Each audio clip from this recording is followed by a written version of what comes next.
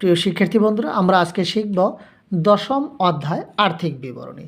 যদি কখনো আমরা উদ্দীপকে দেখতে পাই যে ক্রয় হিসাব 50,000 টাকা, তাকে বিক্রিত পণ্যের ব্যয় হিসাবে গণ্য করব, এবং বিক্রয় যদি ক্রেডিটে দেখতে পাই তাহলে পরিচালনা আয় হিসাবে গণ্য করব, এবং সমন্বয়ে যদি দেখতে পাই যে মুনাফাহীন বিক্রয় 1 লক্ষ টাকা, যা বিক্রয়ের মধ্যে অন্তর্ভুক্ত রয়েছে, তাহলে আমরা সমন্বয় জাবেদায় লিখব বিক্রয় হিসাব ডেবিট 10,000 টাকা, ক্রয় হিসাব ক্রেডিট 10,000 টাকা।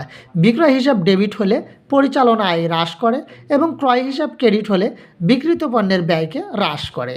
আমরা আজকের উদ্দীপক থেকে বিশদ আয় বিবরণী এবং আর্থিক অবস্থার বিবরণী কিভাবে তৈরি করতে হয় তা জানব।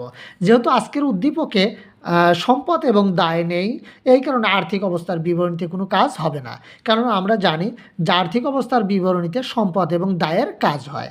যেহেতু আজকের উদ্দীপকে সম্পদ এবং দায় নেই, তাই আর্থিক অবস্থার বিবরণীতে কোনো কাজ হবে না।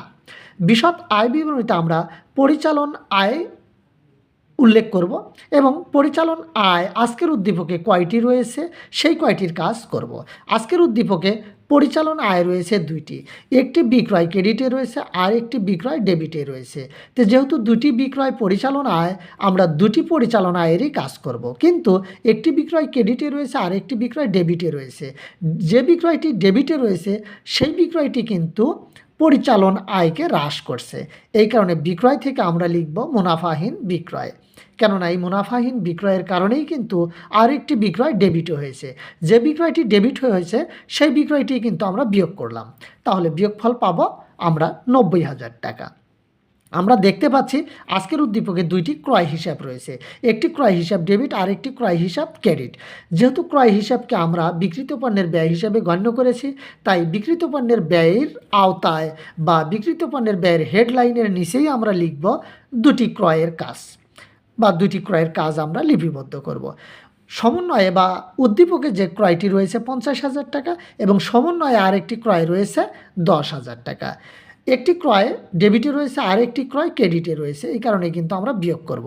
বিয়োগ করার সময় আমরা লিখব মুনাফাহীন বিক্রয়, কেননা মুনাফাহীন বিক্রয়ের কারণেই আরেকটি ক্রয় নাম ক্রেডিট হয়েছে।